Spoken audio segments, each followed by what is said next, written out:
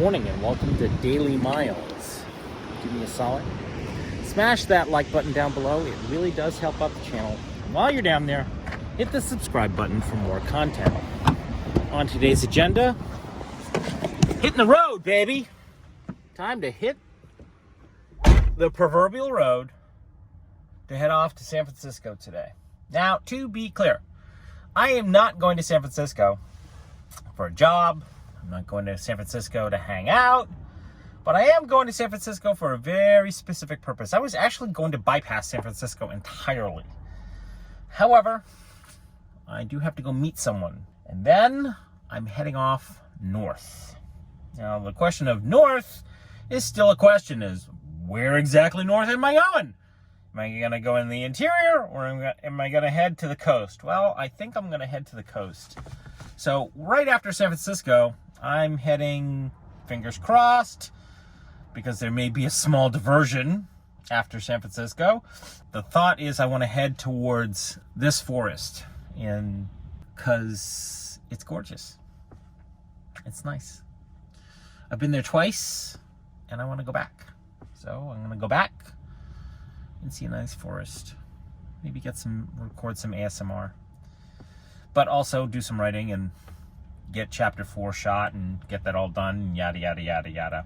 By the way, chapter 4 is coming along very nicely. Definitely not ready for production yet, mostly because I don't have a place to shoot it yet. So, all right, so on today's agenda, starting up the car and putting on my seatbelt.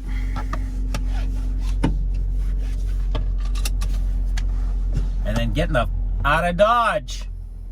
So, let's get out of Dodge, kiddies.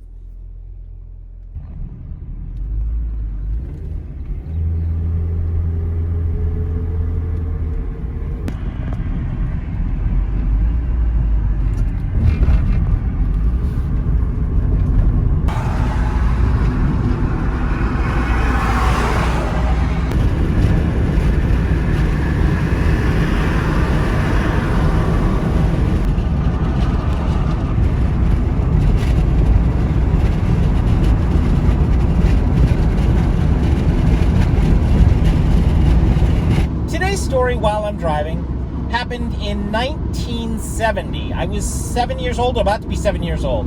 I was 6 going on 7. And my father had just gotten out of the military about a year earlier, and he got a job at Sears and Roebuck. Now, I need to do a little bit of backstory about my dad. He was career military, had been in the military for 26 years, and decided to get out because he wanted to get out while the getting was good. And this was just at the tail end of the Vietnam War. And he was definitely tired. He had done 3 tours in Vietnam. Two tours in Korea and 3 tours in Vietnam. And never got shot. Not once. Came home a little squirrely, but never got shot. Not once. He was U.S. Air Force, which means I'm an Air Force brat. And even though my sister and my brother were transferred from base to base to base to base, I never did that. I got stuck at Otis Air Force Base, which is about 20 minutes north of Falmouth, Massachusetts, which is where we ended up living. The reason I'm telling you this is because when he left the military, he got a job at Sears and Roebuck when Sears and Roebuck was Sears and Roebuck. And to make a long story short, my father's whole job in the military was, and this is putting it nicely, he was an electronics dweeb.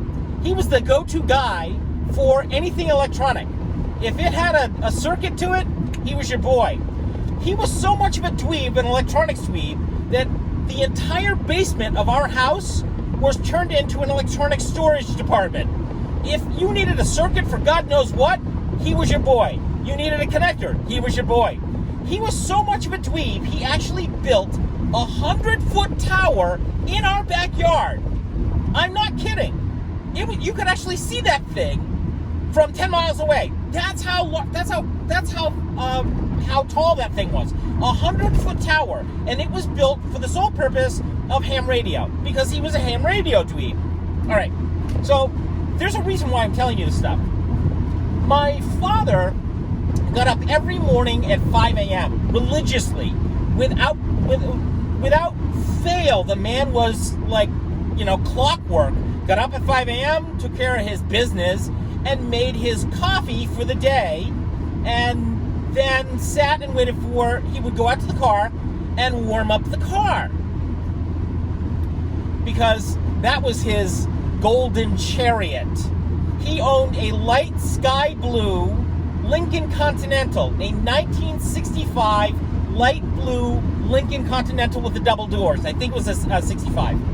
But this was his golden chariot, and you did not fuck with the golden chariot at all in any way, shape, or form. He let you ride in it, but it had all the plastic stuff on the seats, and you couldn't breathe in that car. My mother told so many jokes about that thing because she was not allowed to drive it. She was not allowed to breathe in it. He polished it religiously. He just took a religious care of this thing.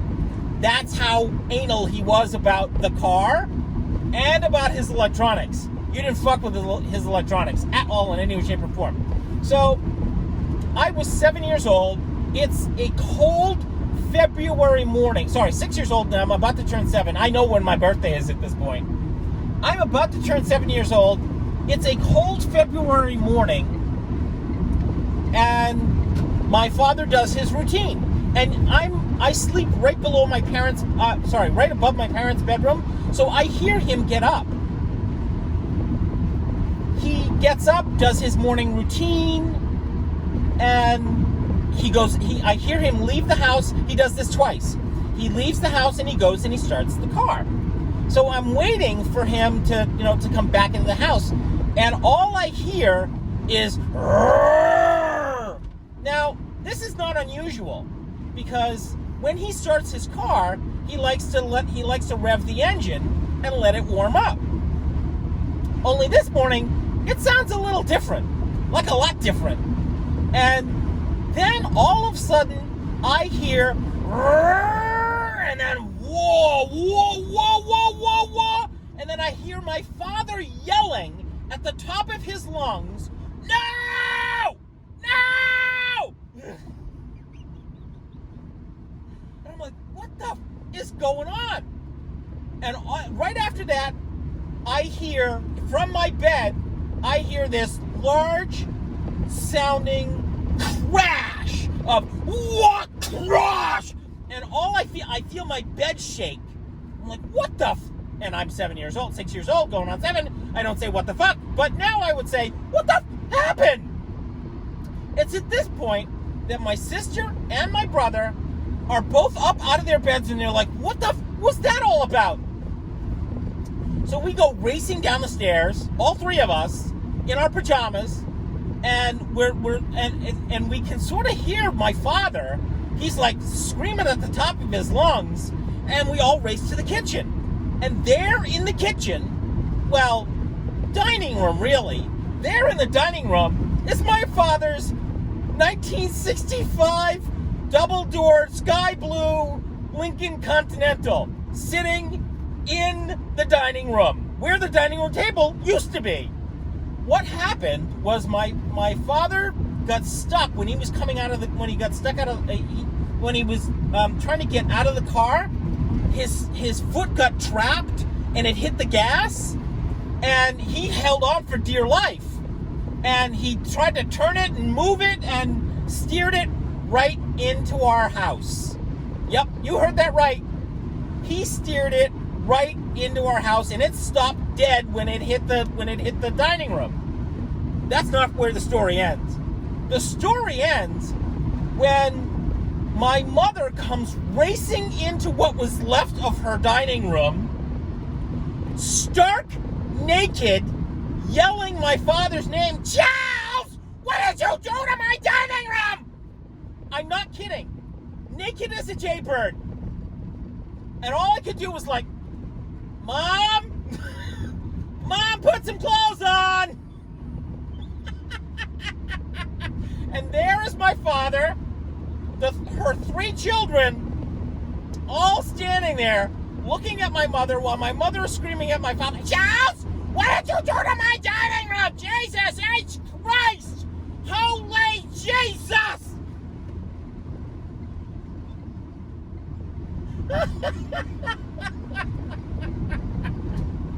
Oh my God! So, not only, I mean, this is, we're almost at the end. So at this point, two of my neighbors, the guy to our immediate left and the guy immediately behind us, they both heard the crash, and they both come over. And there's my mother standing there as both of them are coming up to the back of what's left of the house, and my mother's standing there, and my father says, "Mitzi, clothes." And she looks down and she goes, "Oh." It's at this point that both of my neighbors go, look at, they can see her. They can see her, and they're like, "Oh, okay, yeah, Charles?"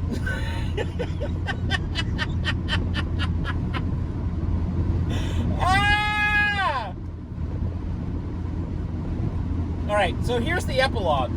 So we actually ended up putting in a sliding glass door and that on where the car crashed. The car was totaled. That was the end of my father's car. There's no more, because it literally he crashed into a support beam, and it pushed the engine slightly backwards and broke the axle, and that was it. That was the end of the golden chariot as far as my father was concerned. He was not a happy camper at that point. So that is the story of how my father drove the vehicle, his golden chariot, into our house. A little while later. Damn, that traffic jam. How I hate to be late. Hurts my motor to go so slow. I said, damn, that traffic jam. That's courtesy Rob King. Now, I think that's actually a song. When I was almost 19. No, I was 17. I take that back. When I was 17, I did this road trip with my brother. And we ended up hitchhiking from Falmouth, Massachusetts to Saratoga Springs to go to the Saratoga Jazz Festival. And we ended up meeting this guy, Rob King. Now, to be honest with you, I love Rob King. He's a fabulous man. Unfortunately, I've lost touch with him. And if you know a Rob King, hook him up with this video. Anyways, we ended up hanging out with Rob. And as it turns out, Rob ended up living, I did not know this, Rob was a year or two behind my brother in school, so they never met, and he lived in Falmouth, so he was actually going to the Saratoga Jazz Festival, Saratoga Springs Jazz Festival, and we ended up traveling back to Falmouth together, sort of, in a meandering sort of way. Anyways, ended up hanging out with Rob King, and every time that Rob would get in traffic, he'd start singing, "Damn, that traffic jam. How I hate to be late. Hurts my motor to go so slow." I said, "Damn, that traffic jam." And then he'd start beating everywhere. "Damn, that traffic jam." So we'd do it in chorus. Now, mind you, I can't do it in chorus right now, but he'd start, then my brother would start, then I'd start, and it's kind of sort of like row, row, row your boat. I don't remember all the lyrics to "Damn That Traffic Jam," but I just thought it was the coolest thing since sliced bread. So every time that I'd get in the car with Rob, we'd go, "Damn that traffic jam. Hurts my motor to go so slow." I said, "Damn that traffic jam."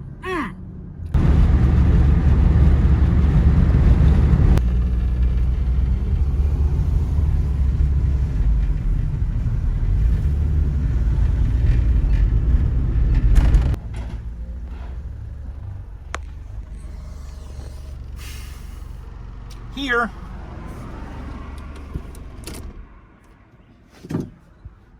Well, kiddies, I think that is enough yapping from me today. We made it here.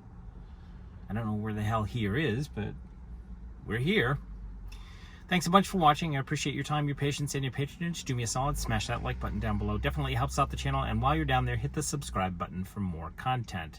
Thanks a bunch for watching. Daily Miles. Bye.